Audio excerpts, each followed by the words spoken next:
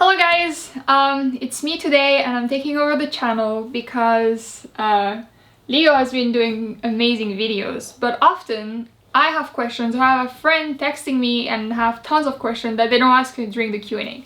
So every week I'm gonna ask some random questions about different topics that I want to ask him, and we can have private conversation, but why not recording and sharing with you guys?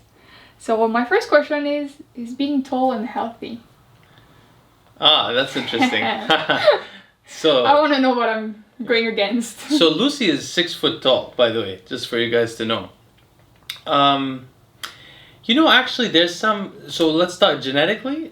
We know that men who are, actually the genes that cause men to be tall, one of the genes that cause men to be taller at the growth hormone receptor gene is also correlated. It causes a tall phenotype, but also correlated to longevity. However, across all species, especially all mammals, the smaller an animal is within its species, the longer it lives, on average. So if you find across, and you can see this in now. You're not heavy, big. I mean, I'm talking about big also, not just tall, right? So, but I would say if a man is over 6 feet tall, like he's like 6'5" or something like that, probably has higher likelihood to die earlier. Usually from cardiovascular, well, sometimes from cancers also, because the same genes that make people very tall also make them get cancers.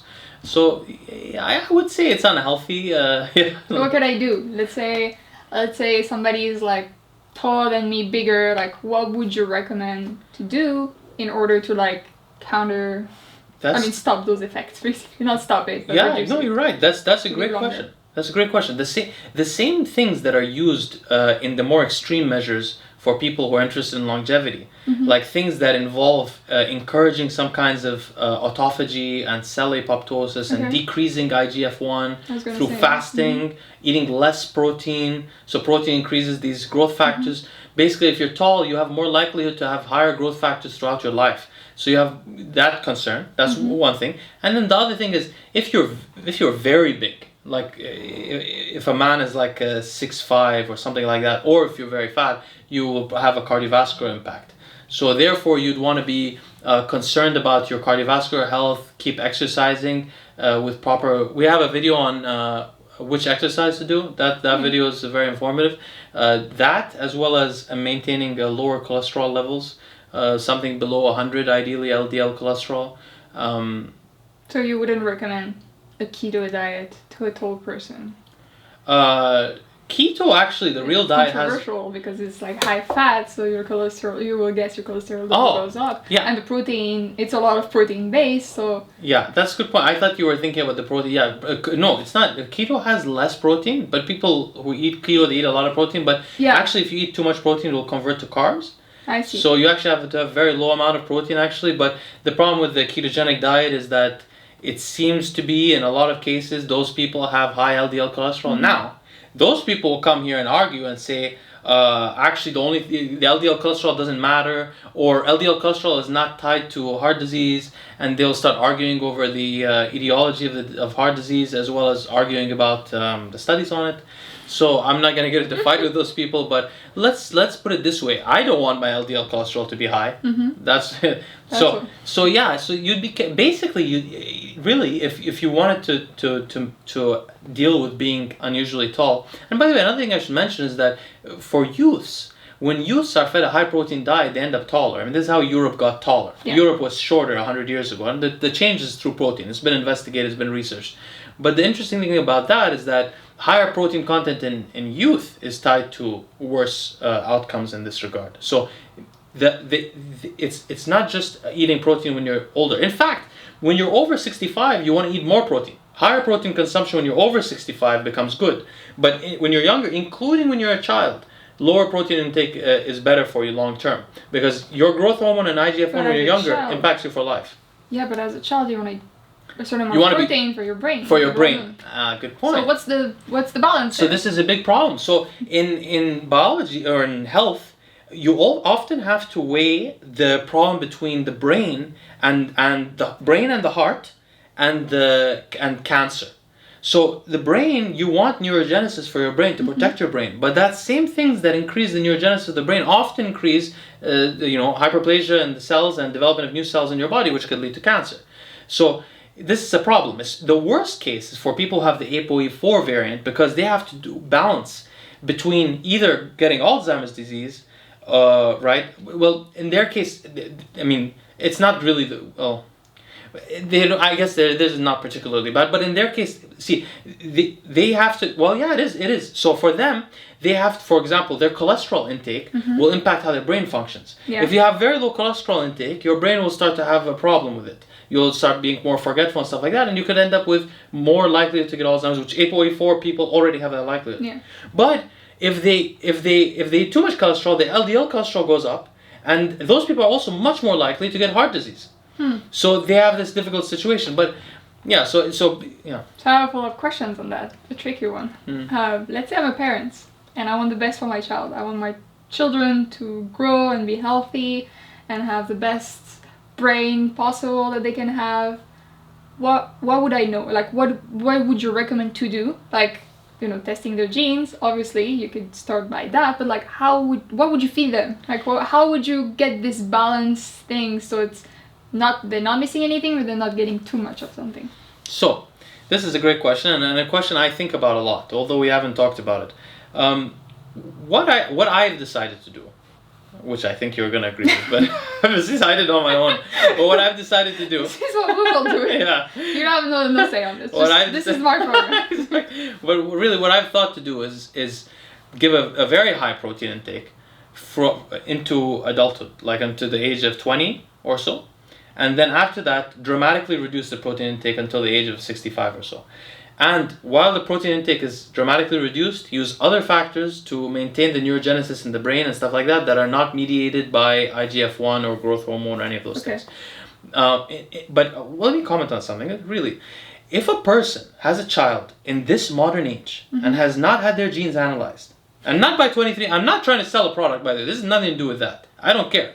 Trust me, I don't make money from the genetic analysis. It takes me more time. I lose money. The more I work on this stuff, the more I lose money, because I make more money for strategy consulting than I do on this. This is not that. But anyone who does not have his child's genes analyzed in this modern age is an irresponsible parent. Irresponsible. You could find out your child has a likelihood to die of some certain weird kind of cancer that you don't know about. You didn't test his genes. It's available. 100 years ago, I understand, but you didn't test his genes now, and he gets cancer. What are you going to do? It's expensive. Some people can afford it. No. From my analysis, but the really dangerous things, you'll find them on 23andMe, and you'll find them at other places. You can get those really dangerous, recessive genes. Those very dangerous ones, you can find them. From other, it's not just 23andMe. There are other websites that will do for $20 or something. They put your genes through a program. They'll tell you about some things. You can use those. You'll be able to discover the very dangerous things. Now, paying for a detailed analysis of your children is about how much you care about your children. But going on a website like the $20 ones or 23andMe, not doing that, you are a bad parent. Genuinely, you are bad. And if you think, oh, well, I didn't know. How could you not know? Everybody in the world knows about genetics existing now and people testing their genes. You have to know for the dangerous things, for the really big bad cancer. Because what if your child got cancer? Are you going to go commit suicide? Which is what you should feel like doing, because you didn't check anything. You could have given that guy nearly no protein in his childhood. He's not going to develop cancer. Very, very low protein. I mean, it depends on the kind of cancer he has, but many cancers, very low protein, high fat, low carb. Except for brain cancer. Brain cancer can be filled with a ketogenic diet, but many different kind of cancer. You look at his genes and you'll know what kind of cancer he has likelihood to develop, So I wouldn't give my child a high protein diet, just irrespective. First, I would research their genes. And what kind of protein? Because you have high protein diets, but what would you do? What would you recommend? To be honest, it doesn't. The protein is the factor that matters. In terms of what we're talking about, the brain and height and growth and stuff like that. And by the way, I know that if I give my child a higher protein diet, they're going to live a shorter life, slightly shorter. But I think you can get around that, and I think it's worth it for the kid to not be bullied in school because he's small and stuff like that, because he'll be small if he eats less protein. But what kind of protein? So look, the way I look at it is chicken doesn't have many advantages. Now I'm talking about for youth. For youths,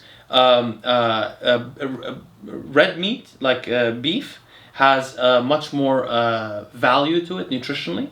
And now children do develop atherosclerosis. They do get atherosclerosis. Very fat children will get atherosclerosis, plaque in their arteries. And by the time people are 18, 17, something, they have it. So you have to be a little bit careful. But the way I would do it is I would have a lot of liver, a bit of beef, and then a lot of, well, not a lot, some fish.